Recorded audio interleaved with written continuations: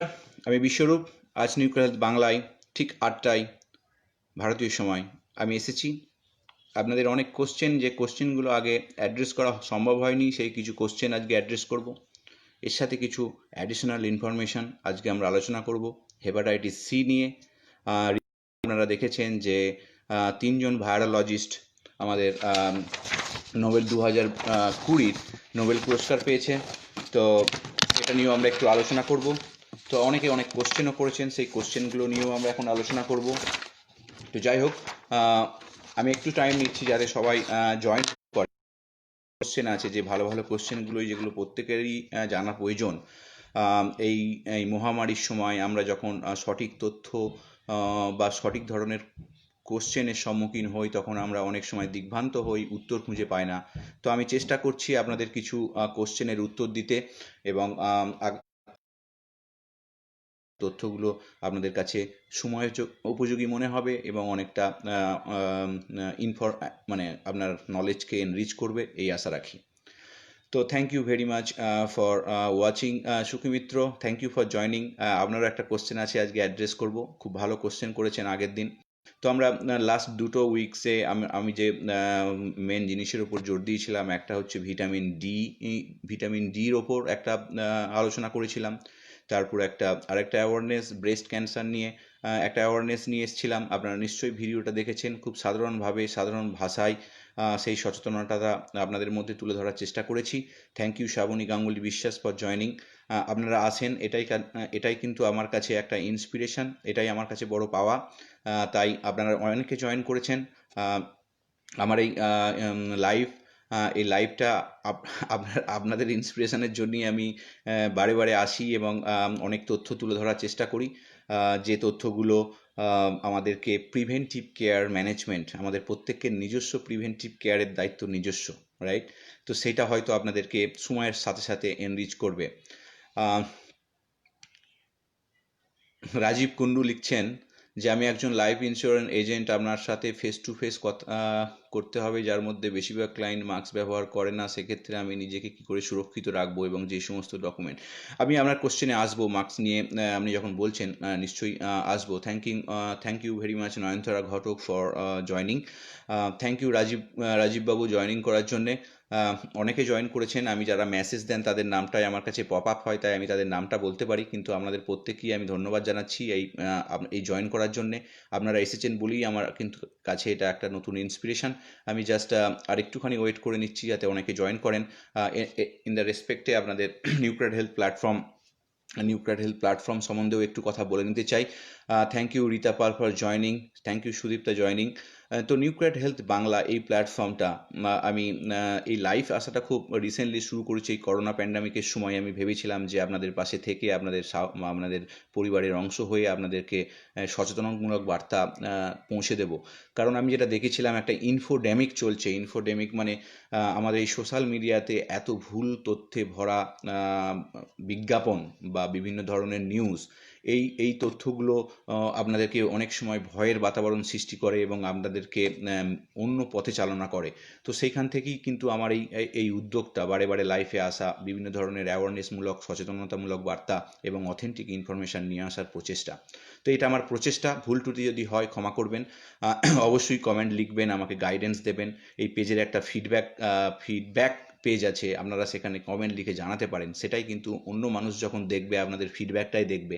তো সেখানে যদি ফিডব্যাকটা দেন খুব ভালো হয়, কারণ আপনারা বহু ফিডব্যাক দেন। এই আমি যখন লাইভ করি মেসেজে, খুব আমার কাছে এটা বিশাল ইন্সপিরেশন। কিন্তু আপনাদের বলছি, আপনারা কিন্তু ফিডব্যাকটা, এই পেজে একটা ফিডব্যাক আছে, সেই ফিডব্যাকের কলমে গিয়ে যদি করে দেন খুব ভালো হয়। তো যাই হোক, তো আগের দিন আমরা এই মাসটাই হচ্ছে ব্রেস্ট ক্যান্সার অ্যাওয়ারনেস মান্থ, এবং আমরা আগের দিন জেনারেল একটা ইন্ট্রোডাক্টরি অ্যাওয়ারনেস নিয়ে এসেছিলাম, এবং সেখানে সুখী মিত্র একটা কোশ্চেন করেছেন, খুব ইম্পর্টেন্ট কোশ্চেন। সেটা হচ্ছে উনি কোশ্চেন করেছিলেন ফাইব্রয়েড অ্যান্ড টিউমার নিয়ে এবং তার সাথে ব্রেস্ট ক্যান্সার নিয়ে। হ্যাঁ, তো ঘটনা হচ্ছে যে ইউটেরিন ফাইব্রয়েড একটা নন ক্যান্সারাস টিউমার, যেটা আমাদের ওয়াল অফ ইউটেরাসে হয়। তো যাদের মধ্যে দেখা গেছে, যাদের মধ্যে এই ধরনের ফাইব্রয়েড ইউটেরাস ওয়ালে দেখা দেয়, তাদের কিন্তু ব্রেস্ট ক্যান্সার হওয়ার সম্ভাবনাটা বেশি থাকে। এরকম নয় যে প্রত্যেকের হবে, সম্ভাবনা মানে রিস্ক ফ্যাক্টরটা বেশি হয়। তো এই যে ফাইব্রয়েড, ওয়ান কাইন্ড নন ক্যান্সারাস টিউমার। তো এই টিউমার জাস্ট একটা ছোট্ট করে বলে দিই ব্যাপারটা। তো আমাদের দেহে প্রতিনিয়ত আমাদের সেলগুলোর বয়স হয়, সেলগুলো ডাই হয় এবং নতুন নতুন সেল রিপ্লেস হয়। যখন এই সেলগুলো মানে কি বলবো রেগুলেশন হারিয়ে ফেলে, তখন একটা জমা হতে থাকে, মানে একটা মাস তৈরি করে, রাইট? অ্যাবনর্মাল একটা গ্রোথ তৈরি করে, একটা মাস, সেটাকেই আমরা টিউমার বলি। সো সেই সেলগুলো কিন্তু তখন নষ্ট হয় না, সেগুলো বাড়তে থাকে। তো সেইগুলো কখনো ভিনাইন স্টেজ থাকে, ভিনাইন স্টেজে মানে সেটা ক্যান্সারাস স্টেজ না, এবং ভবিষ্যতে অনেক সময় সেগুলো আবার মেটাস্ট্যাসিস স্টেজে যায়, যেগুলো ক্যান্সারাস সেলে পরিণত হয়, যেগুলো মাধ্যমে সারা শরীরে ছড়িয়ে পড়ে। তো আমাদের দেশে বহু মানুষ আজকে ব্রেস্ট ক্যান্সারে কিন্তু আক্রান্ত। আমাদের দেশে স্টিল নাও এই ব্রেস্ট ক্যান্সার অ্যাওয়ারনেসটা সেইভাবে ঘরে ঘরে পৌঁছায়নি, এবং তার জন্যে প্রয়োজনীয় যে স্টেপ, যে প্রয়োজনীয় যে সচেতনতা, প্রত্যেকের কাছে। আমি একটা কথা বারবার বলি, যে এই সচেতনতা কিন্তু আপনার কাছে আপনাকেই আনতে হবে। তাই আপনাকেই কিন্তু আপনার এডুকেশান বা আপনার জানাটাকে বাড়াতে হবে, জানার পরিধি বাড়াতে হবে। আমরা শুনলে অনেক কিছু জানতে পারি, তো সেইভাবে আমাদের জানার পরিধিটা বাড়াতে হয়। তো আমাদের সেই কারণে বিভিন্ন মায়েদের যাদের বয়স মোট 40 বা 45-এর, তাদের ক্ষেত্রে অনেক সময় ব্রেস্ট ক্যান্সার স্ক্রিনিংটা করতে হয়, যে ইনিশিয়ালি ম্যামোগ্রাম দিয়ে হয়, তারপর অনেক রকম বায়োকেমিক্যাল টেস্টিংও আছে, ব্লাড টেস্টিংও আছে, যেগুলোতে বিভিন্ন রকম প্রোটিনের লেভেলগুলো মেজারমেন্ট করে যারা অঙ্কোলজিস্ট তারা কিন্তু এইগুলোকে স্টেপ বাই স্টেপ দেখতে থাকেন এবং প্রপার গাইডেন্স দিতে থাকেন। তো অনেক সময় এইগুলোকে খুব প্রয়োজন হয়, তাই আপনারা যারা পারবেন, মানে সবাইকার ক্ষেত্রে এগুলো একটু কস্টলি, একটা প্রিভেন্টিভ কেয়ার মেজারমেন্ট নেওয়া সম্ভব হয় না। তো এগুলো জেনারেল হসপিটালে ডাক্তারের সাথে যোগাযোগ করতে পারেন, গভর্নমেন্ট হসপিটালে যোগাযোগ করতে পারেন, যে আমি স্ক্রিনিং করাতে চাই, দেখুন না ডাক্তাররা কী বলছে। দেখুন, গভর্নমেন্ট হসপিটালে যান, বলুন আমি স্ক্রিনিং করবো, ব্রেস্ট স্ক্রিনিং করাবো, I want to check because I am মিড-40s, দেখুন কি বলছে। তো আমাদের কিন্তু জোর করে কিছু জিনিস আদায় করে নিতে হয়, তো আমাদের কি জানলে তবে না জোর করে আদায় করব। তাই এটার কিন্তু স্ক্রিনিংটার দরকার, আমাদের যারা মিড-40s মিড-50s মায়েদের, এক্ষেত্রে কিন্তু এইগুলো করাটা খুব দরকার। তাহলে নেক্সট কোশ্চেনে আসি, সেটা হচ্ছে মল্লিকা বাড়ি, যেটা একটা খুব সিম্পল কোশ্চেন করেছেন, যে সার্জিক্যাল ক্যাপ, আমরা অনেক সময় সার্জিক্যাল ক্যাপের কথা শুনি, যেমন সার্জিক্যাল মাস্ক হয়, তেমনি আমাদের একটা গ্রাউনও হয়, মানে সার্জিক্যাল একটা পিপিই, যাদের পিপিই যেমন পার্সোনাল প্রোটেক্টিভ ইকুইপমেন্ট যেগুলোকে বলা হয়, তো একটা টুপি পরা হয়। তো আমরাও যখন অ্যানিমেলে এক্সপেরিমেন্ট করি, যখন বেসিক্যালি আমি এজ এ গবেষক হিসাবে আমরা অ্যানিমেলে কাজ করি, তো আমরা অনেক রকম সার্জারি করি অ্যানিমেলের উপর, তখনও কিন্তু আমাদের এই ধরনের পিপিপি ইউজ করতে হয় এবং ক্যাপও লাগাতে হয়। তো ঘটনা হচ্ছে যে surgical cap is here contamination আটকাতে পারে, উনি যে কথাটা বলেছেন। বেসিক্যালি দেখবেন যে কোনো সার্জেন বা যে কোনো ধরনের হেলথ কেয়ার, এখন তো কোভিড-19-এ আমাদের তো পুরো ঢেকে একটা মাস্ক ইউজ করতেই হচ্ছে, তো সার্জিক্যাল মাস্ক ক্যাপও ইউজ করেন। তো এক্ষেত্রে হ্যাঁ, এটা হেয়ার কন্টামিনেশনটা তো ডিরেক্টলি টাচ হয় না, তখন অনেক সময় যদি হাত চলে যায়, সেই কন্টামিনেশনটা অনেকটা আটকানো যায়। সেই জন্যই কিন্তু এই ধরনের ক্যাপের ইউজটা আছে, এবং এই ক্যাপটা বিভিন্ন হেলথ কেয়ার সেক্টরে কিন্তু বিশেষ করে যারা সার্জারি করেন তারা কিন্তু এটা পরে থাকেন, বিকজ অফ, যাতে করে যদি ভুল করেও যদি টাচটা হয়, যেন ডিরেক্টলি হেয়ারে টাচ না হয়, তো তার ফলে কি হয় যে কিছুটা প্রিভেন্টিভ মেজারটা আনা সম্ভব হয়। আচ্ছা, নেক্সট কোশ্চেন, আলপনা ভৌমিক আগে একটা কোশ্চেন করেছেন, সেটা হচ্ছে ভাইরাস কি আস্তে আস্তে শক্তি হারিয়ে ফেলে? আমাদের ভাইরাস বলতে আমি মনে হয় উনি যেটা বলতে চেয়েছেন, যে কোভিড-19 ভ্যাকসিনের ভাইরাসের কথাই বলতে চেয়েছেন। তো যে কোনো ভাইরাসের ক্ষেত্রে এটা প্রযোজ্য, যে এটা পরীক্ষা করে দেখা গেছে, সেল কালচার মডেল করে ভাইরাস ইনফেক্টেড করে প্যাসেজ যাদেরকে বলা হয়, passage, step by space passage. তো আবার আমাদের মানুষের ক্ষেত্রেও একটা মানুষ থেকে আরেকটা মানুষে ভাইরাস সংক্রামিত হচ্ছে, রাইট? এই হাঁচি, কাশি, থুতুর মাধ্যম দিয়ে এখন আমাদের একটা কোভিড-19 আমাদের অন্য শরীরে সংক্রামিত করছে, তাহলে মানুষ থেকে মানুষে সংক্রামিত হচ্ছে। তো এগুলো এক একটা প্যাসেজ। তো ঘটনা হচ্ছে, পরীক্ষা করে দেখা গেছে মেজরিটি অফ দ্য ক্ষেত্রে যত প্যাসেজ যায়, মানে যত প্যাসেজ, নাম্বার অফ প্যাসেজ হয়, ভাইরাসের ভাইরুলেন্স ক্ষমতাটা অনেক সময় মিউটেশন হওয়ার ফলে কমে যায়, মেজরিটি অফ দ্য কেসে কিন্তু কমে যায়। এবং বিভিন্ন রিসার্চ এখন যেটা বলছে, যে কোভিড-19 নিয়ে অনেক তো রিসার্চ হচ্ছে প্রতিদিন, প্রায় প্রচুর পাবলিকেশন, রিসার্চ পাবলিকেশন যেগুলো বেরোচ্ছে, তো সেগুলো কিন্তু বলছে যে ভাইরুলেন্স ক্ষমতাটা আগের থেকে কমছে। একটু একটু করে কমছে। এখন সেটা কোন জায়গায় কখন কোন স্ট্রেন আছে, অনেকগুলো স্ট্রেনের কথা আগে বলেছি, এবং কোন স্ট্রেন সেগুলো কিন্তু বলা এই মুহূর্তে সম্ভব নয় যে কোনটা কমেছে কোনটা না কমছে। তবে ইন জেনারেলভাবে কিন্তু ভায়োলেন্স ক্ষমতা কমতে পারে, এবং এই কারণেই কিন্তু দেখবেন অনেকে প্রথমে যেভাবে কোভিড-19 মৃত্যুর সংখ্যা, কোভিড-19 আক্রান্ত হয়ে মৃত্যুর সংখ্যা বাড়ছিল, এখন কিন্তু আস্তে আস্তে আমরা অনেকটা মৃত্যুর মানে এই যে নাম্বারটা অনেকটা কমছে রিসেন্টলি, কিন্তু লিটল বিট কমছে, সংক্রমণ কমছে না, কিন্তু লিটল বিট মৃত্যুর সংখ্যাটা একটু কমছে। অবশ্যই সময়ের রেসপেক্টে অনেক ট্রিটমেন্ট অপশান এসেছে, এখন অনেক রকম ডাক্তাররাও এক্সপ্লোর করছেন অনেক কিছু, তার ফলে কমতে পারে। তো ভাইরাসের ভায়োলেন্স কমছে কিনা, সেটা কতটা এফেক্টিভ, সেগুলো আরও মোর স্টাডির দরকার। তবে হ্যাঁ, রিসার্চ কিন্তু বলে যে ভায়োলেন্স ক্ষমতা ভবিষ্যতে প্যাসেজ বাই প্যাসেজ কমার সম্ভাবনা আছে, এবং কখনো কখনো সেটা বাড়তেও পারে। তো যাই হোক, তাহলে একটা কোশ্চেন করেছে অল্পনা ভৌমিক যেটা করেছিলেন সেটা অ্যাড্রেস করার চেষ্টা করলাম। এবার আরেকটা কোশ্চেনে আসি। আমি অনেকগুলো কোশ্চেন আছে, সেই কোশ্চেনগুলো আগে করে নিই। রীনা বাসু মল্লিক যেটা বলেছেন যে যে উনি বেসিক্যালি এখন কি ডায়াগনস্টিক সেন্টারে কাজে জয়েন করতে পারি, তার জন্য কি প্রোটেকশন নেব। দেখুন, আমাদের প্যান্ডামিক এসছে বলে সমস্ত কিছু থেমে নেই। আমাদেরকে আমাদের কর্ম কর্ম করতে হচ্ছে। আমাদেরও এখন ল্যাব স্টার্ট হয়েছে, আমাদের প্রিভেন্টিভ মেজার নিয়ে গিয়ে ল্যাবে জয়েন করতে হচ্ছে, কাজ করতে হচ্ছে। তো ঘটনা হচ্ছে, আপনার যদি কাজের সম্ভাবনা থাকে, কাজের জায়গা থাকে, অবশ্যই কাজে জয়েন করবেন, নিশ্চয়ই জয়েন করবেন। কেন জয়েন করবেন না? অবশ্যই, কিন্তু প্রিভেন্টিভ মেজার নিয়ে। প্রিভেন্টিভ মেজারটা ইম্পর্টেন্ট। যে 3টে প্রিভেন্টিভ মেজার রাইট নাও মানে ভ্যাকসিনের থেকেও দামি। ভ্যাকসিন তো নেই, ভ্যাকসিন এখন একটা নেক্সট ফিচার্স, মানে নেক্সট আপকামিং। কবে আসবে আমরা কেউ জানি না। কেউ বলছে আজকে আসবে, মানে 2 মাস পর। আজকে তো অক্টোবর হয়ে গেল। আপনারা প্রথম দিকে খেয়াল করেছিলেন, প্রত্যেকটা কোম্পানি ক্লেম করেছিল অক্টোবরের মধ্যে আসবে। একটা ভ্যাকসিন এসেছে? আসেনি। তা যা বলে সেটা কিন্তু হয় না, তার জন্য টাইম লাগে। তা আমি কিন্তু এই কথাটা বলেছিলাম যে যতক্ষণ না এফিকেসি বা যতক্ষণ না একটা অনেক নাম্বারের ওপর দেখা হচ্ছে, ফেজ 3 ট্রায়াল সম্ভব হচ্ছে এবং সেটা রেগুলেটরি সংস্থা দেখছে, ততদিন কিন্তু ভ্যাকসিন আসবে না, এবং অক্টোবরের মধ্যে এটা কোনোদিন সম্ভব নয়। আপনারা যদি আমার প্রিভিয়াস 6 মাস আগের কোনো রেকর্ড দেখেন ব্যাক করে, এই কথাটা কিন্তু আমি বলেছিলাম। যতই কোম্পানি সিওরা বলুক আমরা নভেম্বরে নিয়ে আসবো, অ্যাজ এ সায়েন্টিস্ট আমি বুঝেছিলাম এসব সব ভাঁওতাবাজি। বলতেই পারতো আমাদের এই ফেজ 3 ট্রায়াল শেষ হবে এবং এটা টাইম লাগবে, এটা time consuming, maybe new year. তো ঘটনা হচ্ছে তারা এরকম বলে না, তারা তাদের শেয়ারের দামটা বাড়াতে চায়। তো এগুলো তো ওয়ান কাইন্ড অফ ভ্যাকসিন, তো একটা প্রাইভেট কোম্পানি নিয়ে আসবে, তাদের তো সেটা একটা বিজনেস। তো it's a different business strategic plan.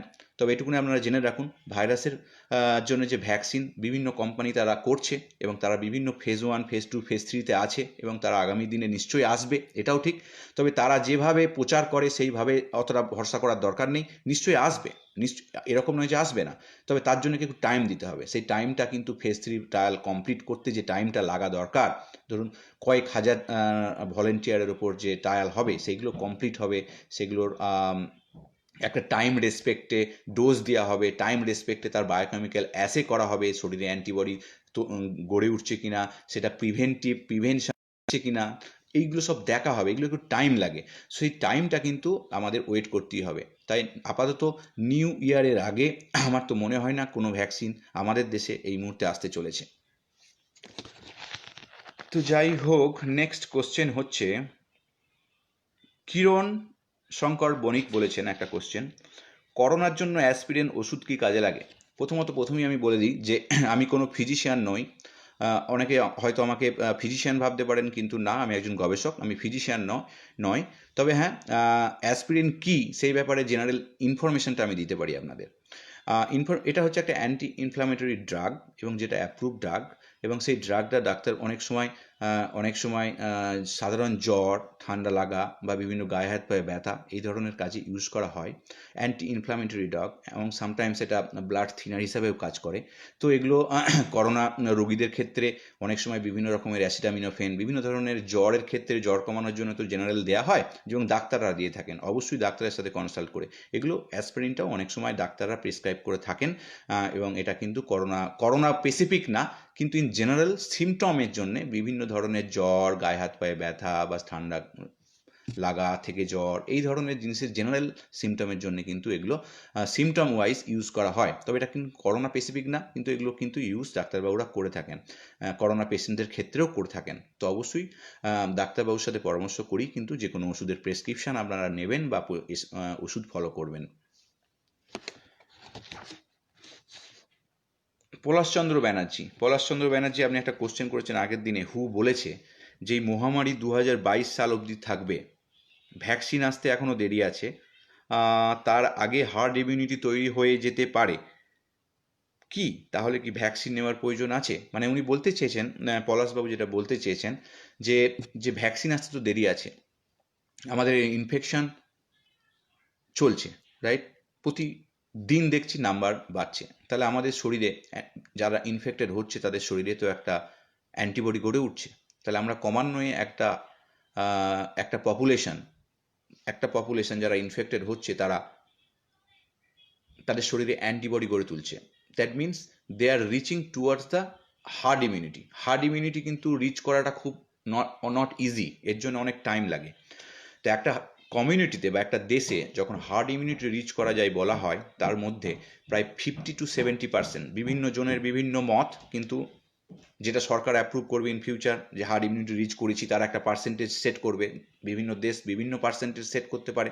কেউ বলতে পারে আমি 50% রিচ করে গেছি পপুলেশনে, তাহলে আমি হার্ড ইমিউনিটি রিচ করেছি। কেউ বলতে পারে আমি 60%। তো এটা ডিপেন্ড করবে। তো কিন্তু আমাদের এই মুহূর্তে কিন্তু 50% কেন হয়, কোনো সার্ভে করা হয় তাহলে দেখব যে আমাদের সামগ্রিকভাবে দেখলে এখনও হার্ড ইমিউনিটি রিচ করতে পারেনি, কোনো দেশই এখনও হার্ড ইমিউনিটি রিচ করতে পারেনি। এবং রিচ করতে যে আগামী দিনে পারবে তারও কোনো গ্যারেন্টি নেই, হয়তো কয়েক বছর সময় লাগে। আমাদের দেশের 130-40 কোটি লোক, সেখানে হার্ড ইমিউনিটি রিচ করতে গেলে কম করে 60, যদি 50% ধরি, তাহলে প্রায় 65 কোটি মানুষকে ইনফেক্টেড হতে হয়। আমাদের তো দেশে এখনও 65 কোটি ইনফেক্টেড হয়েছে বলে কোথাও শোনা যায়নি। তো টাইম লাগবে। তো কিন্তু যারা ইনফেক্টেড হচ্ছেন এবং তাদের থেকেই কিন্তু অনেকে সিরিয়াসলি ইনফেক্টেড হচ্ছেন, তাদেরকে হসপিটালাইজড হতে হচ্ছে, যদিও খুব মিনিমাম পার্সেন্টেজ, এবং ম্যাক্সিমাম মানুষরা কিন্তু অ্যাসিমটোমেটিক সিমটম নিয়ে আসছেন এবং তাদের শরীরেও কিন্তু অ্যান্টিবডি তৈরি হচ্ছে। তবে আবার এই অ্যান্টিবডি যাদের শরীরে তৈরি হচ্ছে তারাও যে রিইনফেক্টেড হবে না সেরকম কিন্তু গ্যারেন্টি নেই।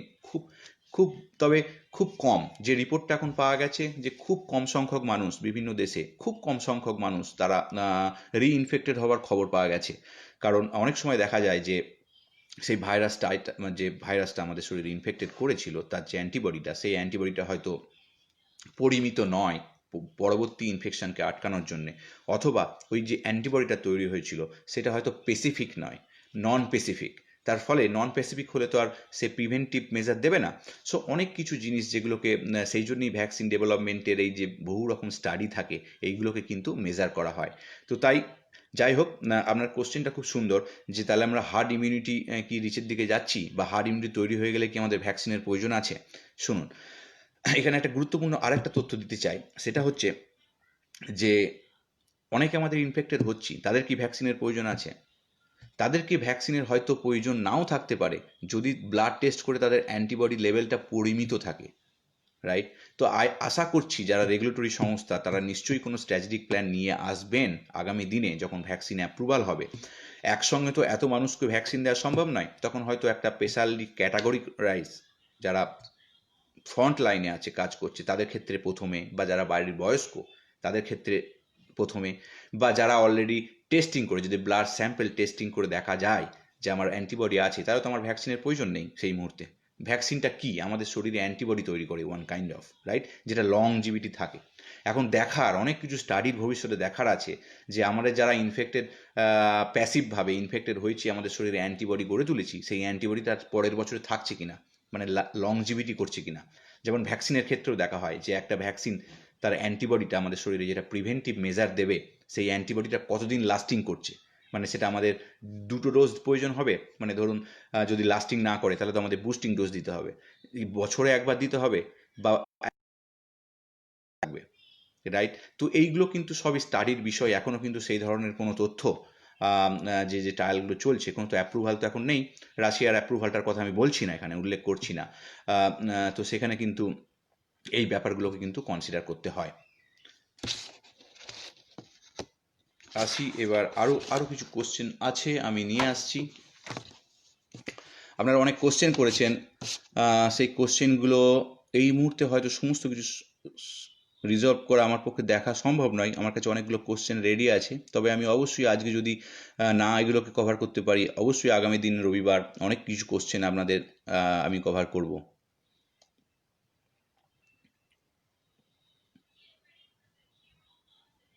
পুজোর সময় মানুষ কীভাবে প্রিভেন্টিভ নেবে, সেটা পুজো এসে গেছে, দ্যাটস এ গুড কোশ্চেন। এটা বলি, পুজো তো বাড়ির বাইরে যাওয়া উচিত, আপনার সাজেশন কি? পুজোতে কি বাড়ির বাইরে যাওয়া উচিত, আপনার সাজেশনস কি? ঠিক আছে, পুজো নিয়ে অনেকগুলো কোশ্চেন এসছে, পুজো রিলেটেড কোভিড-19 ইনফেকশন নিয়ে কোশ্চেন এসছে। তো আমি এই কোশ্চেনটা খুবই রিলেভেন্ট দিস টাইম। আমি বলতেই পারি কিভাবে প্রিভেন্টিভ মেজারটা নেওয়া উচিত। দেখুন, কেরালে একটা ওনাম ফেস্টিভ্যাল হয়েছিল, কেরালা কিন্তু খুব ভালো ফল করেছিল করোনা প্যান্ডামিকটাকে, তার সংক্রমণটাকে রোধ করার ক্ষেত্রে তাদের ইনফেকশন রেটটাকে কিন্তু তারা কমিয়ে ফেলেছিল। কিন্তু তাদের এই যে একটা ফেস্টিভ্যাল গেল, সেই ফেস্টিভ্যালে কিন্তু তারপরের কিন্তু হিতে বিপরীত হলো। সেখানে বহু মানুষ রাইট নাও সেখানে ইনফেকশন কিন্তু ছড়িয়ে পড়েছে, এবং সেই ইনফেকশন রেটটা কিন্তু রাইট নাও ইজ খুব খুব খুব তাড়াতাড়ি এগোচ্ছে, মানে অনেক অনেক ইনফেকশনস ছড়িয়ে পড়েছে। তো এটা কিন্তু একটা উৎসব, এবং উৎসবে মানুষের মধ্যে সেই প্রিভেন্টিভ মেজারটা না নিয়ে বা ক্লোজভাবে আসা, তার ফলে আমাদের কোভিড-19 সংক্রমণিত হয়। তার দুটো যে কারণগুলো বারবার বলা হয়, সেগুলো হচ্ছে এগুলো আমাদের একে অপরের খুব কাছে থাকা বা এক্সপোজার, ওয়ান কাইন্ড অফ আমাদের যে থুতু, আমাদের যে কথা বলছি তার মধ্যে দিয়ে অ্যারোসেল, মানে তার মধ্যে দিয়ে যে ভাইরাস বেরিয়ে আসে, তার মধ্যে দিয়ে যে পার্টিকেলের মধ্যে দিয়ে ভাইরাসগুলো বেরিয়ে আসে, ধরুন থুতুর আকারে যেগুলো বেরিয়ে আসে, যে ড্রপলেটসের আকারে যেগুলো বেরিয়ে আসে। তো এইগুলোতে অন্য কারুর বডিতে গেলে বা অন্য কারুর মধ্যে সংক্রমণ হলে, কোনো একটা প্লেসে, সেই প্লেসটা টাচ করলো কেউ, সে আবার নাকে হাত দিল, মুখে হাত দিল, চোখে হাত দিল, চলে গেল। এইভাবেই তো সংক্রমণটা হয় মানুষ থেকে মানুষে। তো ঘটনা হচ্ছে, সেই জন্যই আইসোলেশনের প্রয়োজন হয়, সেই জন্যই আমাদের এত টেস্টিংয়ের প্রয়োজন, যে আমাদের জানা প্রয়োজন, এবং তাদেরকে কোয়ারেন্টাইন, মানে আলাদা করে রেখে তাদের সেই সংক্রমণটা বাড়ির অন্যান্য কাউকে না ছড়ায়, সেটা দেখা হয়। এখন এই পুজোতে তো আমাদের গ্যাদারিং, বাঙালি মানেই পুজো, পুজো মানেই আনন্দ, পুজো মানেই হাজার হাজার মানুষের ঢল, এবং যেখানে কোনো আমাদের মানে গায়ে গায়ে একটা পুজো দেখতে যাওয়া মানে, কলকাতার প্যান্ডেলে পুজো দেখতে যাওয়া মানে, সেখানে কোনো ডিস্টেন্সই মেনটেন করা সম্ভব নয়। আমি নিজে যখন কলেজে পড়তাম তখন আমি পুজো দেখেছি কলকাতার, এবং সেখানে আমরা বহু লাইন দিয়ে দিয়ে রাত জেগে জেগে পুজো দেখেছি, এবং সেখানে আমি দেখেছি হাজার হাজার মানুষের ঢল। বড় বড় প্যান্ডেল হয়, যে প্যান্ডেলে খুব সুন্দর সুন্দর প্যান্ডেল, খুব মানে সেগুলো মানে বর্ণনা করা যায় না। আপনারা নিশ্চয়ই প্রতি বছর দেখেন যারা এখন আছেন। তো খুব ভালো লেগেছিল আমার সেই সমস্ত সময় যে প্যান্ডেলগুলো দেখতে, as a student phase. So it's so amazing. কিন্তু ঘটনা হচ্ছে যে এই অ্যামাজিং টাচটা আমরা প্রতি বছরই নিয়েছি, রাইট? প্রতি বছর আনন্দ করি। তাহলে আমাদের এই ফিলাডেলফিয়াতে, আমরা এখন আমেরিকায় থাকি, আমরাও কিন্তু স্কুল ভাড়া করে 700 ফ্যামিলি কিন্তু গ্যাদার হতাম। কলকাতা থেকে বড় বড় নামি দামি আর্টিস্ট আমাদের কাছে এসেছে, ইনক্লুডিং কবিতা কৃষ্ণমূর্তি আমাদের আগেরবার অ্যাসোসিয়েশনে এসেছিল। ঠিক আছে, তো এই ধরনের বড় বড় আর্টিস্টকেও আমরা নিয়ে আসি। আমরা কিন্তু এবছর ভার্চুয়াল পূজা করছি, আমাদের কিন্তু কোনো গ্যাদারিং হচ্ছে না, আমরা এই পুজোটাকে টোটালি ভার্চুয়াল করেছি। তো দ্যাটস দ্য থিং, মানে আপনি আপনার সচেতনতা, আপনি আপনাকে কিভাবে দেখতে চান, আপনি আপনাকে অসুস্থ দেখতে চান, আপনি আপনার রিস্ক ফ্যাক্টর বাড়তে চান কিনা, এটা সম্পূর্ণ আপনার নিজের। তো সেইখানেই কিন্তু সচেতনতা, সেইখানেই কিন্তু এই পুজো নিয়ে টোটাল যে কোশ্চেনগুলো করেছেন তার উত্তর লুকিয়ে আছে। অবশ্যই পুজো করুন, বাড়িতে পুজো করুন, ভার্চুয়াল পুজো করুন, ঘরে বসে টিভি দেখুন। যদি প্রোটেকশান চান, আপনার বাড়িতে বয়স্ক বাবা মা আছে, এক ফ্যামিলিতে ছোট ছোট জায়গার মধ্যে থাকেন, দুটো ঘর, একটা ঘরে বাবা মা থাকে, একটা ঘরে আপনারা থাকেন, সবসময় ক্লোজ, সবসময় বাড়িতে মাস্ক পরা সম্ভব নয়, রিস্ক বাড়িতে ডেকে আনবেন না। একটা রিস্ক তো আছেই, সবচেয়ে বড় রিস্ক হয় বয়স্ক মানুষদের ক্ষেত্রে, যাদের ক্রনিক ডিজিজ কিছু রয়েছে, প্রি এক্সিস্টিং কিছু ডিজিজ রয়েছে। কোভিড-19 সংক্রমণ তাদের ক্ষেত্রেই অনেক সময়, ম্যাক্সিমাম ক্ষেত্রেই প্রাণঘাতী হয়েছে। কিন্তু এরকম নয় যে শুধু তাদেরই, অনেক ইয়াং ডাক্তার মারা গেছেন, ডাক্তারবাবু মারা গেছেন, অনেক ছেলে মেয়ে মারা গেছে।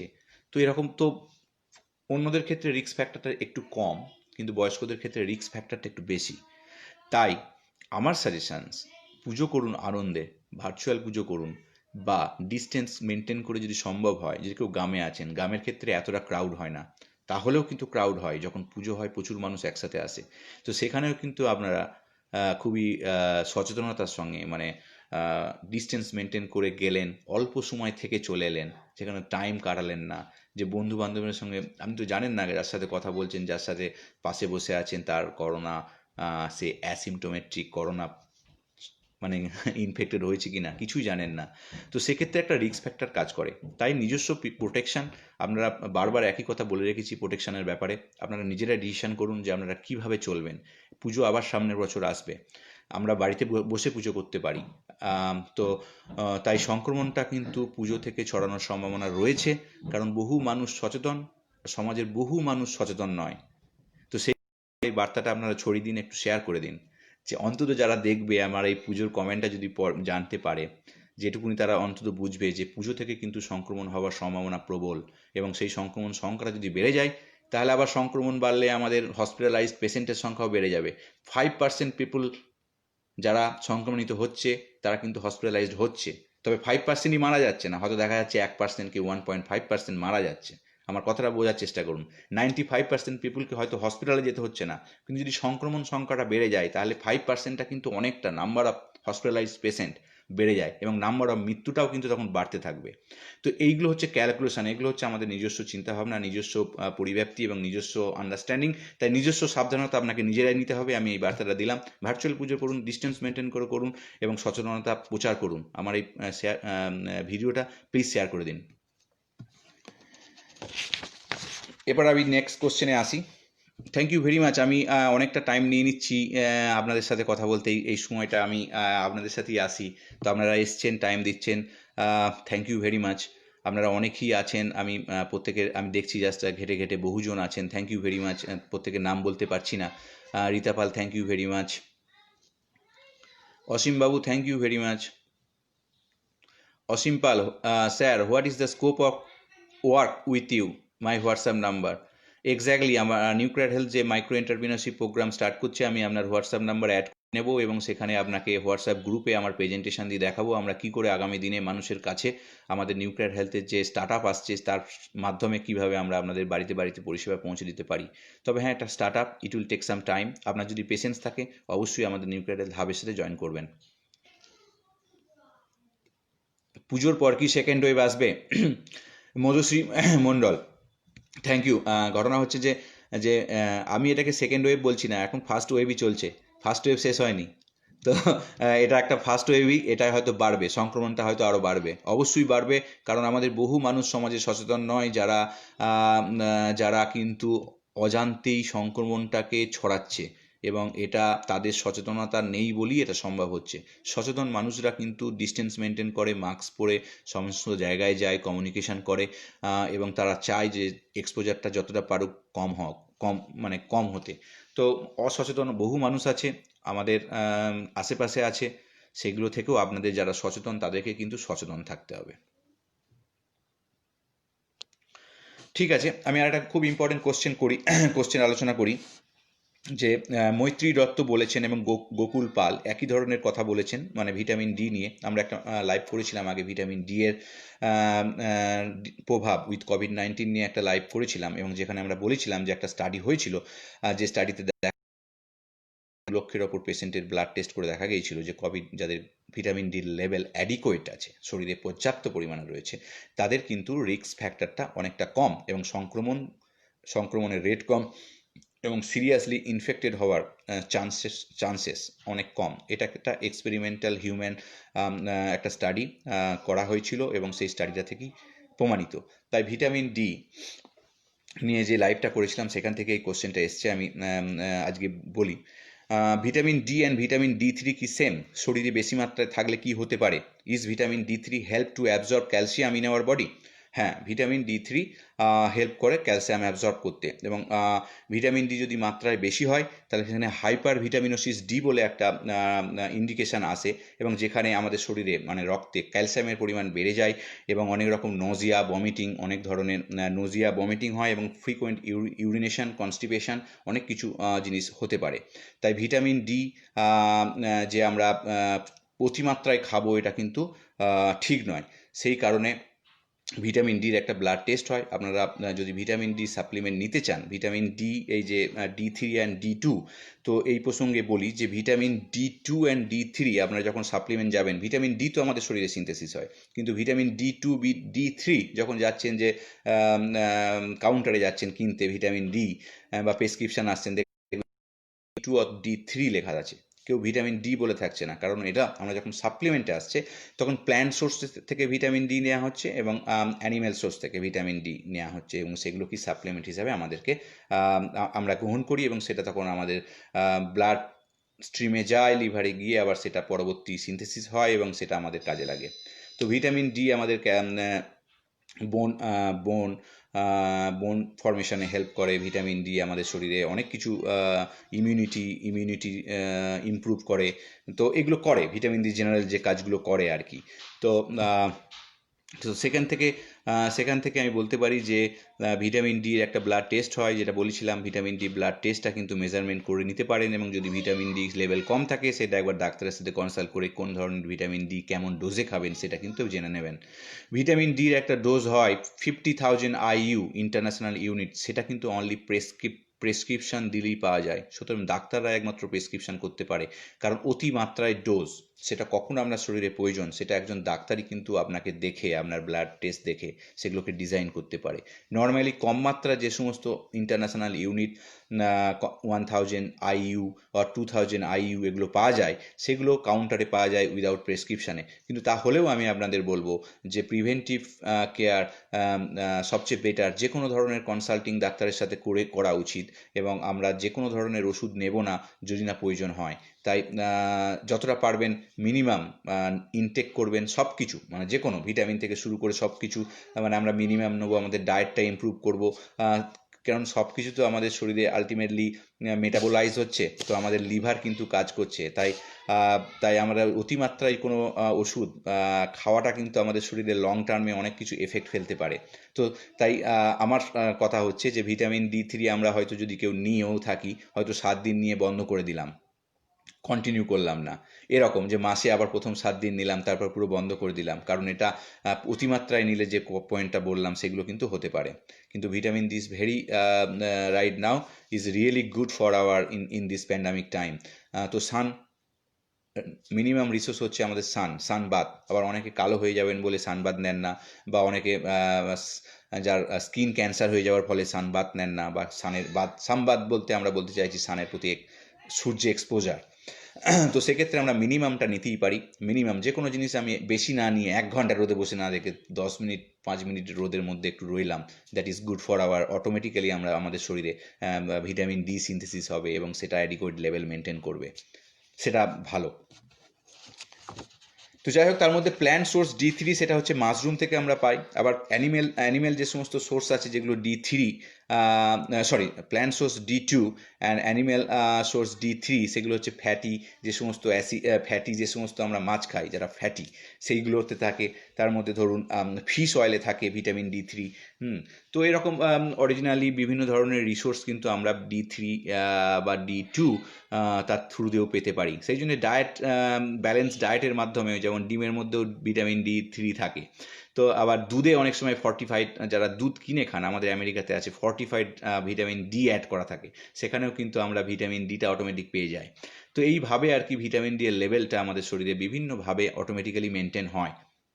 তো যাই হোক, এটা একটা গুড কোশ্চেন, তো আমি আশা করছি সেটাকে অ্যাড্রেস করতে পারলাম।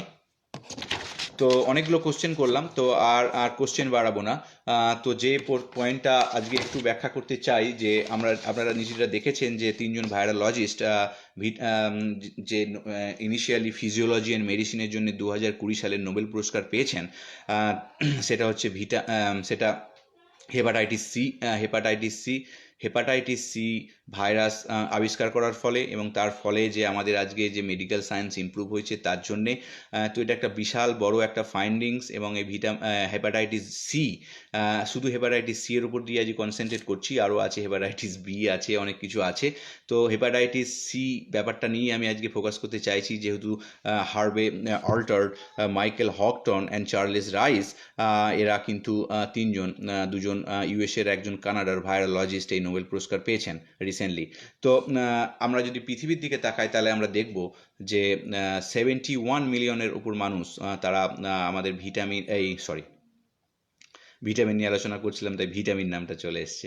তো হেপাটাইটিস সি, তো হেপাটাইটিস সিতে আমরা কিন্তু আক্রান্ত হই এবং এই হেপাটাইটিস সি তে আমাদের কিন্তু প্রতি বছর 4 লক্ষ মানুষ মারা যায়।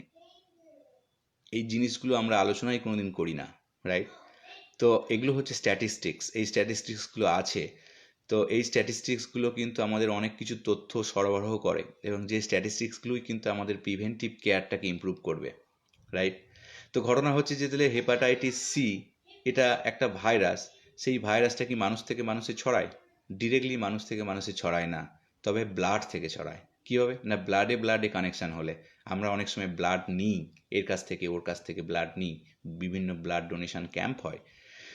তো অনেক সময় আমাদের সার্জারি পারপাস বা অন্য কোনো পারপাসে আমাদের মেডিকেল ফিল্ডে ব্লাডের প্রয়োজন হয়। তো সেই জন্য অনেক সময় এই ধরনের যে ভাইরাসগুলো, হেপাটাইটিস সি ভাইরাস টেস্টিংটাও করা হয় যে ওই ব্লাডের মধ্যে হেপাটাইটিস সি এই ভাইরাসটা আছে কিনা, রাইট? তাহলে ওইটাকে দেয়া হয় না, ওই ব্লাডটাকে নেওয়া হয় না, কারণ এই ব্লাড থেকে ব্লাড ট্রান্সফিউশনের ফলে কিন্তু অনেক মানুষের মধ্যে রোগ, এই ব্লাড রিলেটেড রোগ কিন্তু এই যারা ব্লাড থেকে সংক্রমিত হয় সেগুলো ঘটে।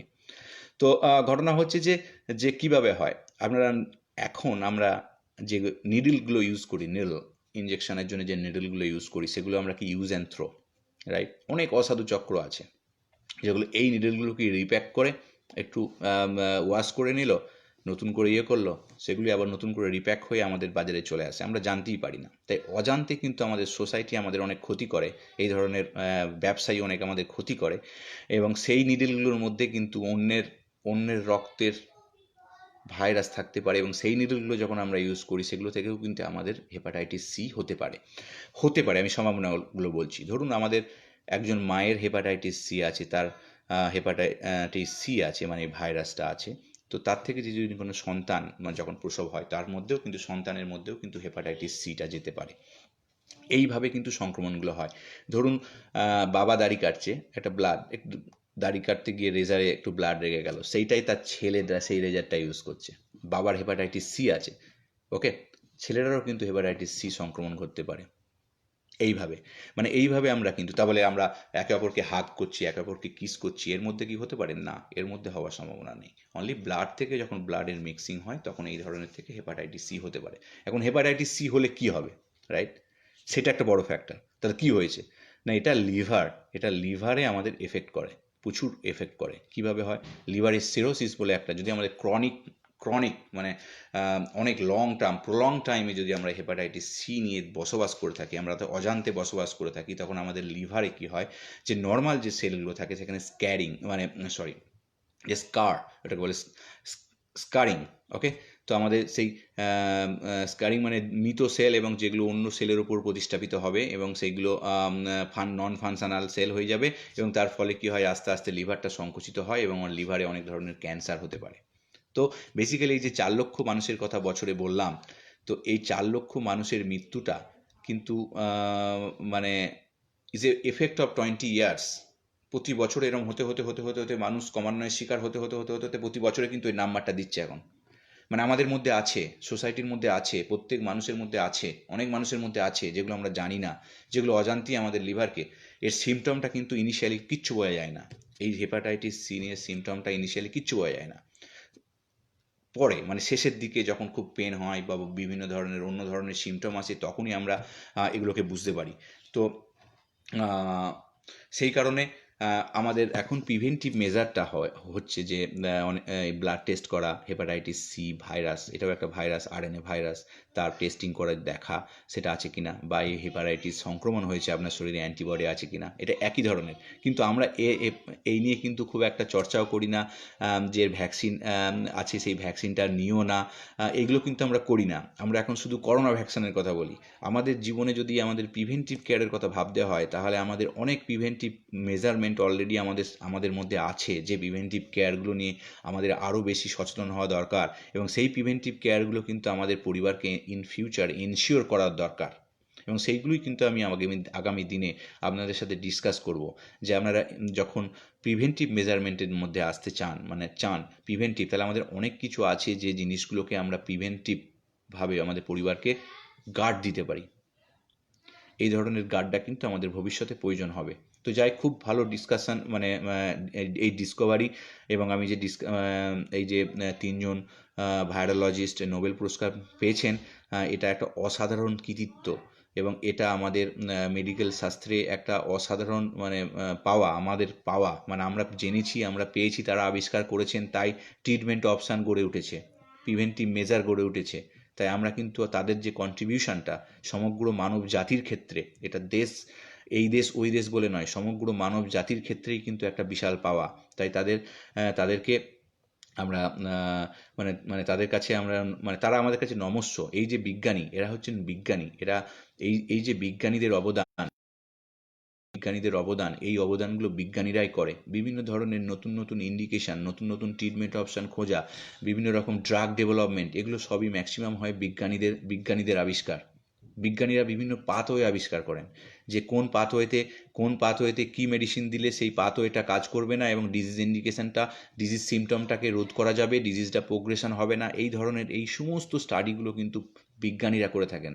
যখন হিউম্যান ট্রায়াল হয় সেই ড্রাগটা নিয়ে, তখন ডাক্তাররা সেখানে অংশগ্রহণ করে। তবে হ্যাঁ, এখন ডাক্তাররাও বিজ্ঞানী। আমাদের আমেরিকাতে বহু ডাক্তার যারা বিজ্ঞানী, এমডি পিএইচডি এখানে একসাথে হয়। তার মানে অনেক ডাক্তার এখানে বিজ্ঞানী হয়। আমাদের দেশে ম্যাক্সিমাম ক্ষেত্রে এখনও পিএইচডি একরকম হয়, এমডি আলাদা হয়। ডাক্তাররা পিএইচডি খুব মিনিমাম ডাক্তারের আমাদের দেশে এমডি পিএইচডি আছে।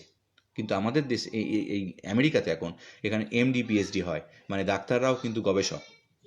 তো এই জন্য এখানকার মেডিকেল চিকিৎসা, নট অনলি চিকিৎসা, তারপরে তো রিসার্চটা কিন্তু একটু অন্য মাত্রায়, এবং এটা তার অনেকটা অ্যাডভান্স। তো এটা আমাদের সিস্টেম, আমাদের যে এডুকেশন সিস্টেম আছে, সেই এডুকেশনটাকেও ইন ফিউচার আপগ্রেড করার প্রয়োজন আছে।